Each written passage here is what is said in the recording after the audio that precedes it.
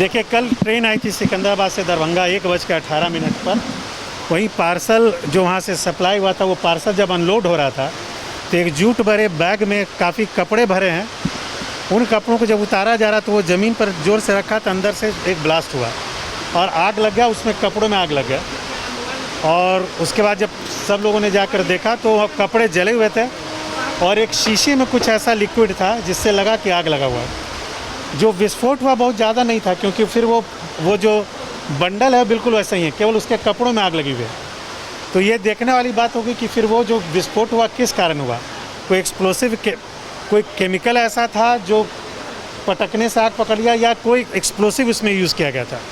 इसके लिए एफएसएल को खबर किया गया था। कल एफएसएल ने भी गाइड किया था और आज एफएसएल की टीम आई हुई है, वो कलेक्ट करके ले गई है। शीशी भी जो है यहाँ से भेजा जा रहा है, वो देखेगी कि क्या चीज़ है जिसके कारण ये ब्लास्ट हुआ। लो इंटेंसिटी ही ब्लास्ट था, लेकिन ये जानकारी ज़रूरी है कि क्यों हुआ। शीशी है पाई गई है, शीशी भी टूटी नहीं है, उसी में आग लगा है। उसमें क्या केमिकल था जिस कारण ये ब्लास्ट हुआ, ये देखा जाएगा। इसके अलावा जहाँ से भेजा गया है वहाँ पर जांच की जा रही है। यहाँ एसएचओ निकल चुके हैं, वहाँ जाके पता चलिए किसने भेजा था, किसके लिए भेजा था। वहाँ से पूछताछ होगी तो फिर और हमें जानकारी मिलेगी।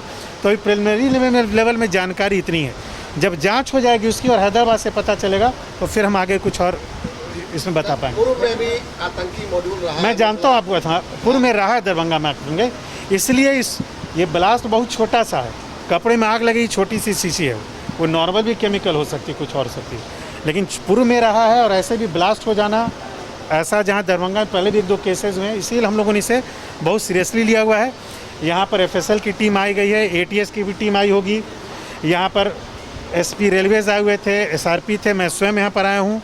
यहाँ के एसएचओ निकल गए हैं सिकंदराबाद, और जितनी सारी जांच है हम लोग हर एंगल पर इसको जांच कर रहे हैं। लेकिन सर जो है नाम नहीं क्लियर होना, उसका पता नहीं है सही से। देखिए, शक की बात कुछ है, शक की बात यह है कि जो यहाँ पर जिसको भेजा गया नाम अभी क्लियर नहीं है। वहाँ का नाम हो सकता है क्लियर हो, क्योंकि यहाँ के पदाधिकारी वहाँ गए हुए हैं। सुफियान नाम दिया गया था। वहाँ पहुँचकर वो अगर जो डिटेल भेजेंगे, इससे हम और क्लियर हमें पिक्चर मिलेगा। लेकिन कहीं ना कहीं सस्पेक्टेड है पूरा मामला। सस्पेक्ट बिल्कुल, हम हर चीज़ को सस्पिशन के साथ ही देखते हैं। जब तक हर एंगल से सस्पिशन नहीं रूल आउट हो जाए, हम इसका जांच करते ही रहेंगे। क्या था जो लिक्विड मिला है वो माना जाए किसी विस्फोटक में मिलाने से इसका उस शीशी में भी कोई लिक्विड मिला नहीं, उस आग लग के ख़त्म हो चुका है। वो शीशी है, वो शीशी को कोर्ट के आदेश के साथ एफएसएल भेजा जा रहा है। और एफएसएल की टीम वैसे भी उस पोटरी में आकर उन्होंने कुछ कलेक्शंस किए हैं, तो वो भी जांच करके बताएगी कि एक्चुअली उसमें था क्या। इस बात को मानते हैं सुरक्षा में चूक तो है कि इतनी बड़ी चीज कहीं से सिकंदराबाद से आ जाती है और ट्रेन पे आती है और दरभंगा ब्लास्ट कर जाती है, कहीं ना कहीं तो बहुत सुरक्षा में नहीं, ऐसी कोई बात नहीं सुरक्षा में।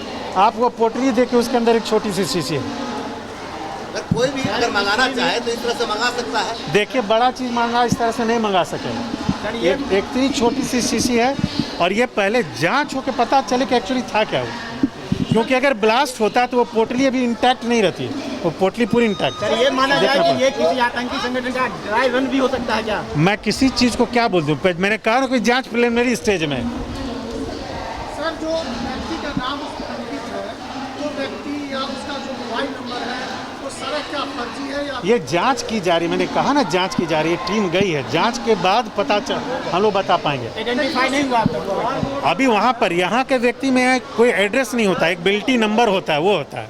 वहाँ जो सेंडर है वहाँ से पता चले किसने भेजा। जो लगा हुआ था सर, उसको स्कैन करने के बाद कोई जानकारी नहीं मिली। अभी कार्रवाई चल रही है, अभी तो प्रिलिमिनरी है, देखता हूँ उसमें क्या आता है।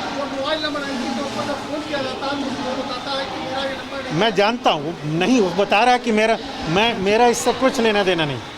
इसी बिंदु पर जांच की जा रही है। एटीएस की टीम सर आई है, कंफर्म करेंगे। एटीएस की टीम में एटीएस के जो पदाधिकारी, उनसे बात हुई थी, वो कह रहे थे कि आज टीम वहाँ पहुँच रही है। 17 जून को इसी राजकोट से और सिकंदराबाद एक्सप्रेस से सिकंदराबाद से एक पार्सल आया था दरभंगा स्टेशन पर, और जहां पर उस दरभंगा स्टेशन पर उस पार्सल को उतारकर जब यहां रखा गया था, उसके कुछ ही देर के बाद उसमें एक विस्फोट होता है। इस विस्फोट को पहले तो एक सामान्य से विस्फोट माना गया, लेकिन जब जांच आगे बढ़ी तो इससे सुरक्षा एजेंसियों की नींद उड़ गई, क्योंकि यह कुछ सामान्य से विस्फोट नहीं थी, बल्कि इसके पीछे एक बड़ी साजिश की बू आ रही थी। और जैसे जैसे जांच आगे बढ़ती गई, यह बात भी सामने आ गया कि इसके पीछे एक बहुत बड़ी मंशा थी। फिलहाल जांच एजेंसियां इस बात का पता लगाने में जुटी हुई हैं कि इस पार्सल को भेजने वाला कौन था। दरभंगा से ऋषि के साथ अमिताभ ओझा, न्यूज़ 24।